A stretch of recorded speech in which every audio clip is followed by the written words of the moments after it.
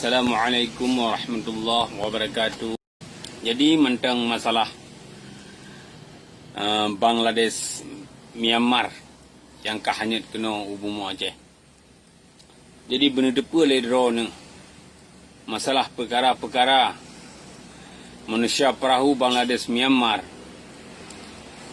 Nyen hanya masalah sindiket perdagangan manusia saudara-saudara bermutuah. Awaknya sedih digampung kele sebab perang atau jipoh le Hindu Buddha yang na di Myanmar. Tapi lebih khusus nyen adalah kerja-kerja sindiket perdagangan manusia yang na dengan dipujuk awaknya sedih di nanggro jiu publo harta benda mandum lumo kuba kameng dengan iming-iming awaknya jiba Malaysia selanjutnya awaknya akan jiba Amerika atau negara-negara Eropah lainnya. Benda depa ledro ni wahai bangsa lun bahawa le syik negara-negara kelhe yang hanji terima awaknya. Le tak negara-negara dunia yang hanji terima awaknya. Apa sebab je nyen kita tengok hana depa.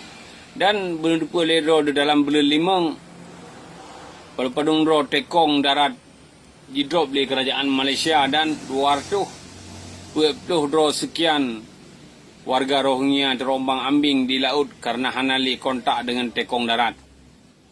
Dan baru 2 euro sebelumnya pedro tekong darat di drop di Malaysia.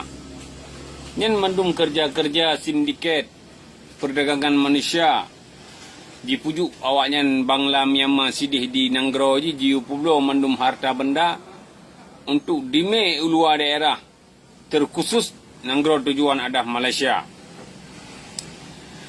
Jadi Malaysia jino kam merasa bosan dengan kehadiran awaknya saudara mutua.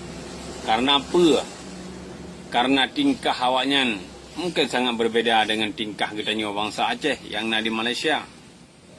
Nyamban saudara mutua. Awaknya lebih kehalau mulai daripada orang Aceh.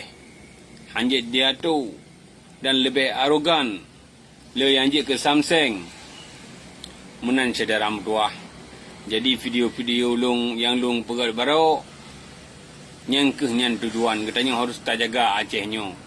Bersaban-saban terjaga walaupun awaknya agama Islam tapi katanya tetap harus dalam pantauan. Awaknya tetap harus dalam pantauan 24 jam oleh pihak kepolisian atau pihak imigrasi.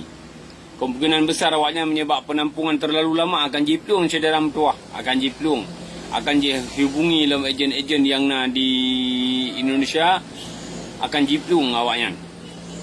Menan saudara mutua karena tujuan tunggal awaknya adalah nanggro Malaya. Ya, cuma kata terombang ambing, kata tulung lagi tanya. Karena tujuan dasar awaknya adalah nanggro Malaya saudara mutua. Jadi bersabi-sabi dalam pantauan karena putera awaknya sino di bumi Aceh bersabi-sabi dalam pantauan. Karena kemungkinan besar awaknya akan diminta celah untuk jiplung daripada kem-kem yang tersedia. Menan saudara mutua. Jadi video-video lung baru baik nembu panjang le. Karena awaknya pikana betul kena demi keselamatan nepegah. Jadi ohno manteng. Waalaikumsalam warahmatullahi wabarakatuh. Dari panengku saudara.